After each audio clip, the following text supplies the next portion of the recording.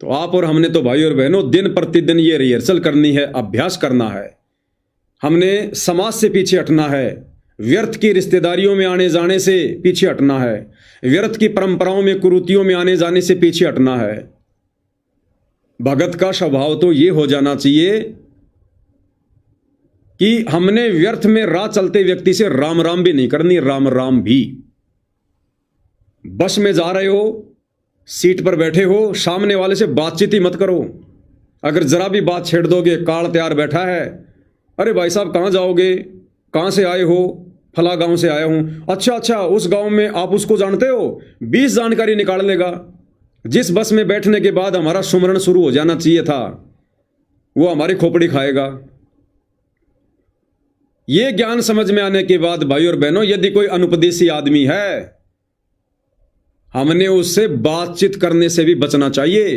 वो क्या देगा, वो केवल हमारा समय बर्बाद करेगा, इससे ज्यादा कुछ नहीं कर सकता। वो व्यर्थ की यारी दोस्ती रिश्तेदारी मत निभाओ, मत बनाओ।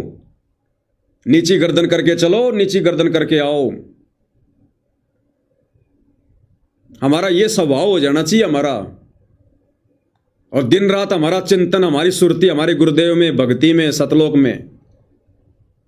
और टारगेट एक ही, परमात्मा कल ले चलते आज ले चलो, आपका दास तैयार बैठा है। और प्रतिदिन, अब तो गुरुजी ने घर घर बेड लगवा दिए, प्रतिदिन एकांत में, रात्रि के समय या दिन में, जब भी समय मिले, परमात्मा के चरणों में बैठकर हमने विचार करना चाहिए कि भैया कौन से दिन चलने को तैयार होगा। अभी तू सतलोक चलने को तैयार है कि नहीं है? ये काल की बेड़ियां अभी तेरे ऊपर से हटी हैं कि नहीं हटी हैं? कहीं तू किसी काल के बंधन में फंसा हुआ तो नहीं है? विचार करना चाहिए। कई परिवार के मोह में, बाल बच्चों के मोह में, पोता पोती के मोह में, स्त्री के मोह में, धन के मोह में, वो प्लाट, वो खेत, वो फार्म हाउस, कोई नौकरी नाकरी, कहीं तू किसी चीज के बंधन में बंधा हुआ तो नहीं है? अपने आप को थोड़ा थोड़ा नजर डाल के देखना चाहिए कि मुझे कोई चीज अपनी ओर आकर्षित तो नहीं कर रही है।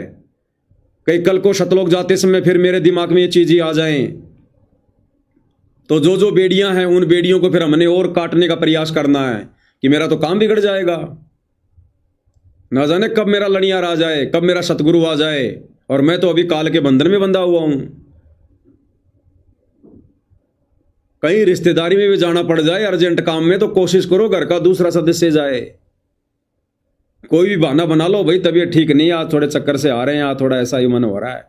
भक्ति के लिए तो 100 बहाने जायज है, जायज। तो आप और हमारी ये स्थिति अब हो जानी चाहिए भाई और बहनों। अगर आज भी नहीं होगी तो होगी कब? ये हर एक दिन गुजर रहा हमारा, रोजाना वही हमारी क्रिया है। ऐसे तो चाहे 100 साल जी लो यहां पर, हमने थोड़ी कोशिश करनी पड़ेगी, उठना पड़ेगा, थोड़ी मेहनत करनी पड़ेगी, अपने आप को तैयार करना पड़ेगा, सतलोक के लिए संवारना पड़ेगा। अन्यथा ये दिन तो भैया यूं ही गुजरते रहेंगे, यूं ही गुजरते आए हैं, यूं ही गुजरते रहेंगे। और एक एक दिन करके 10 साल बाद देखोगे कि मैं तो वहीं बैठा हुआ हूं। फायदा क्या हुआ फिर? हर दिन कोई न कोई एक परिवर्तन हमारे अंदर हो, हर दिन कोई न कोई एक न एक शिक्षा आप और हमें मिले। बिल्कुल संसार से मुंह मोड़ लेना भाई और बहनों। अगर सतलोक जाना है तो ये सजा है, यहां पर सजा। यहां के सुख भी सजा, यहां के दुख भी सजा। अगर यहां ठोकर लग रही है, हम सजा भोग रहे, सजा, सतलोक वाली सजा, जो धोखा हमने हमारे बाप के साथ किया। या अगर कोई 5 मिनट के लिए अगर कोई मानसिक टेंशन हो रही है, हम सजा भोग रहे हैं, सजा।